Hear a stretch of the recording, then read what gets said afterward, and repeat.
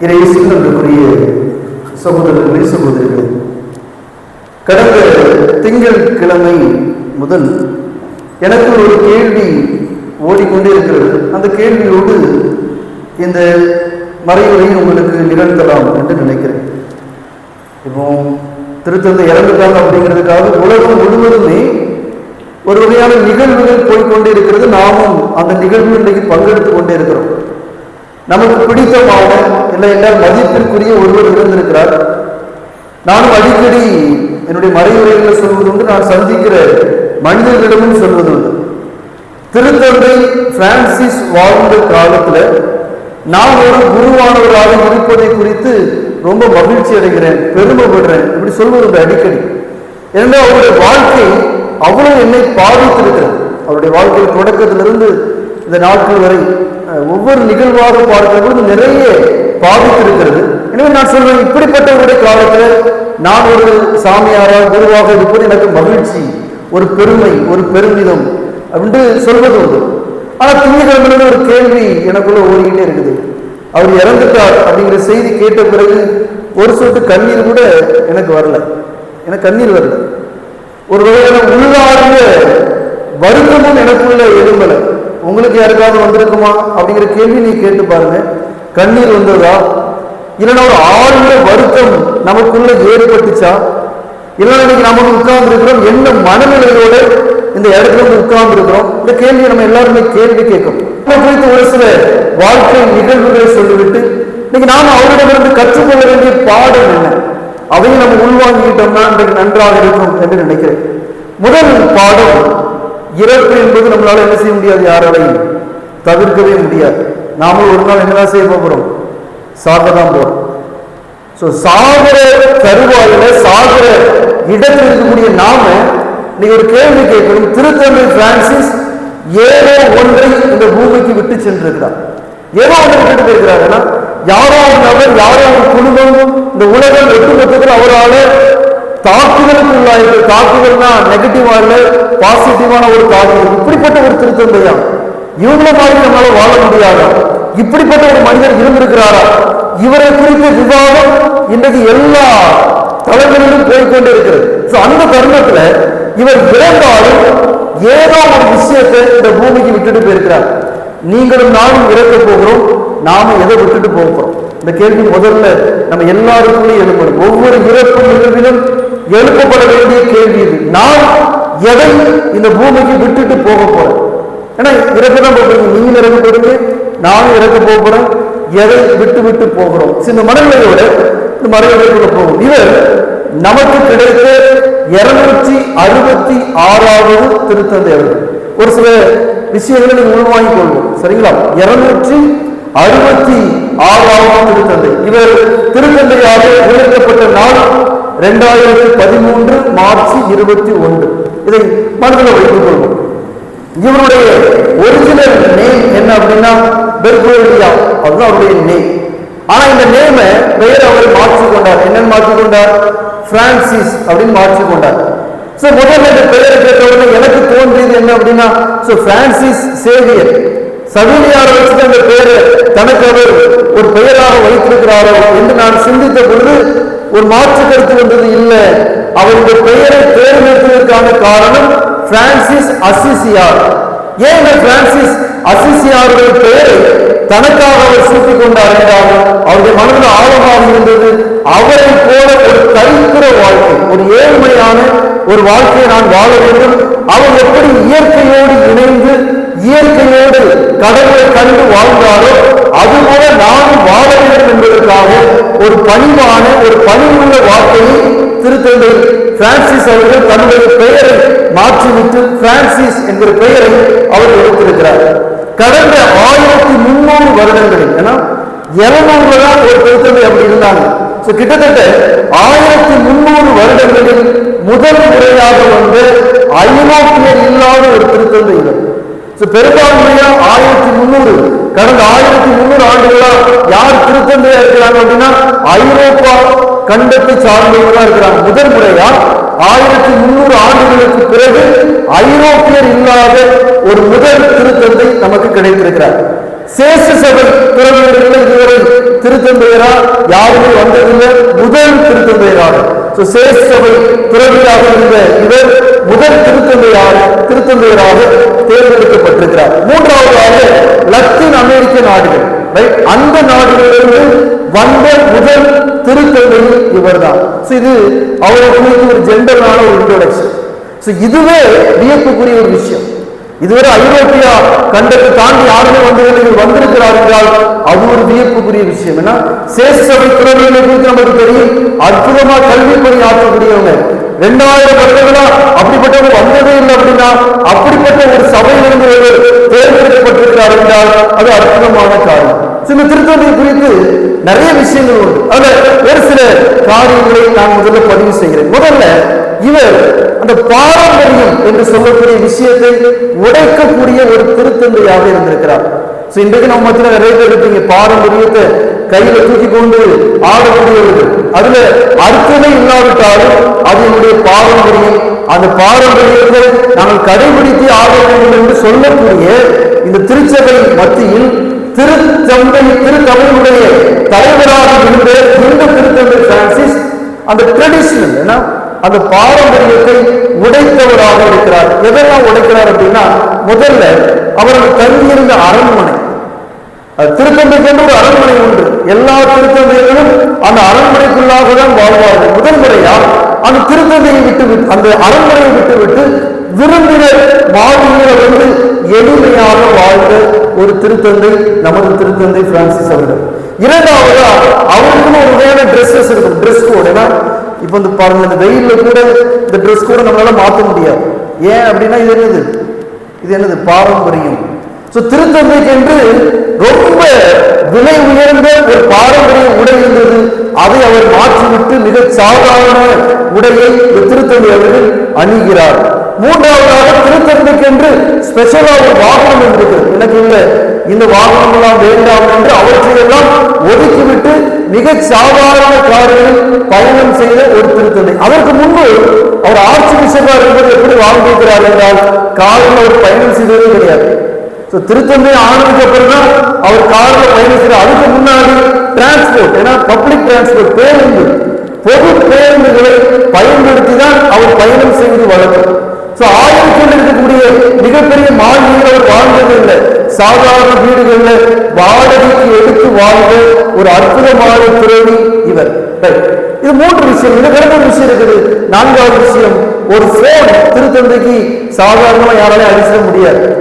திருத்தந்தையும் யாருக்கும் ஒரு எதிராவது போன்லாம் பண்ணிட முடியாது. ஏன்னா அவர்களுக்கு அந்த கட்டுப்பாடு இருக்கு. அவற்றை உடைத்தவர் திருத்தந்தை. சாதாரணமா அவர் கூட படித்தவர்கள் எல்லோரையும் தொலைபேசியில பேசி அவர்களோடு மிக அற்புதமான உரையாடுகிற இந்த திருத்தந்தை என்று இவர் முதல்ல இந்த ட்ரெடிஷன், இந்த பாரம்பரியங்களை உடைத்து அதுல அர்த்தம் இருக்கிறதா, அதுதான் முக்கியம். பாரம்பரியங்களை உடைக்கிறதுனா அப்படியே சும்மா ஏனோட உடைப்பதில்லை.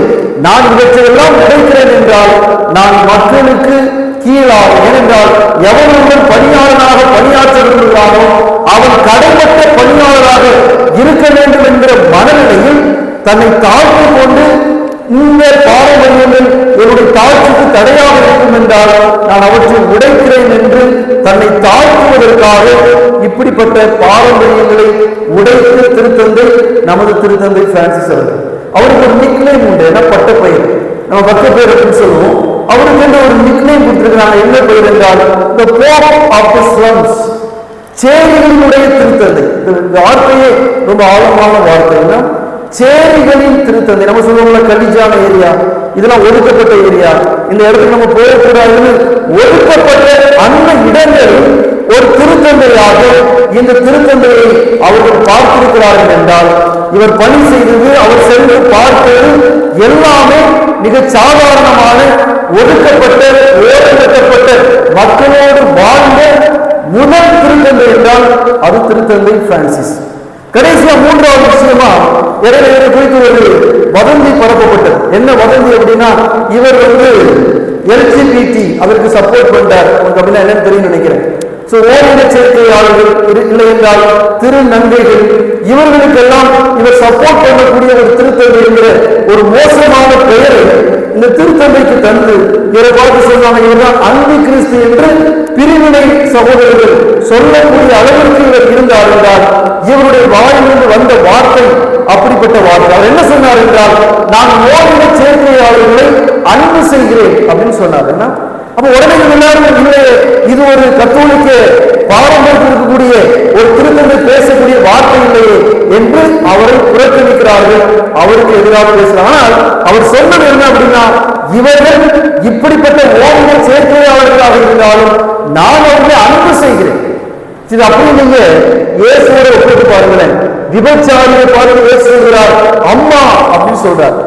விபச்சாரியை பார்த்து இயேசு அம்மான்னு சொல்லிட்டார் அப்படிங்கிறதுக்காக விபச்சாரத்தை அவர் ஆதரிக்கல, அந்த பெண்மணியை அவர் அன்பு செய்கிறார். அதுபோலதான் திருத்தந்தை பிரான்சிஸ் சொல்கிறார், நான் ஓரின சேர்க்கையாளர்களை அன்பு செய்கிறேன், ஆனால் ஓரின சேர்க்கையை அல்ல. அந்த செயல்பாட்டை நான் ஆதரிக்கல, ஆனால் அப்படிப்பட்ட ஒரு தவறுக்குள்ளாக இந்த மனிதர்கள் போவார்கள் என்றால் நான் அவர்களை அன்பு செய்வதன் மூலமாகத்தான் நான் அவர்களை அந்த பாவத்திலிருந்து வெளியே கொண்டு வர முடியும் என்கிற ஒரு பரந்த மனப்பான்மை, ஒரு பாரம்பரியத்தை உடைக்கக்கூடிய ஒரு மனநிலையை கொண்டிருந்தவர் திருத்தந்தை பிரான்சிஸ் என்பது மிகச் சிறந்த ஒரு காரணம். எனவே எளியவர்களுக்கு எளியவர்களாக, ஓரங்கட்டப்பட்டவர்களுக்கு ஓரங்கட்டப்பட்டவர்களாக, பிற சமயத்தை சார்ந்தவர்களை அன்பு செய்யக்கூடியவராக, எல்லா சமயத்தை சார்ந்தவர்களையும் சமய தலைவர்களையும் சந்திக்கக்கூடிய ஒரு மாநாட்டை அவர் நிகழ்த்தினார். அப்பவும் இதே பேச்சு தான் வந்து இவர் என்ன பிற சமயத்தை அன்பு செய்கிறார், பிற சமயத்தை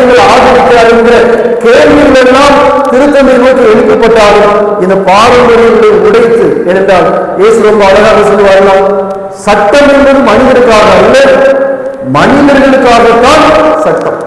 சட்டத்தை நீங்க மையப்படுத்தாதீங்க, சட்டத்தை முதன்மைப்படுத்தாதீங்க, மனிதர்களை நீங்கள் முதன்மைப்படுத்துகிற பொழுது அது மாற்றத்தை உருவாக்கும் என்கிற இயேசுவின் சித்தாந்தத்தை தனது சித்தாந்தமாக கொண்டது திருத்தந்தை பிரான்சிஸ். எனவே முதல் விஷயமா நான் அவரிடம் பார்க்க ஒரு அற்புதமான காரியமாக நான் பார்க்கிறேன்.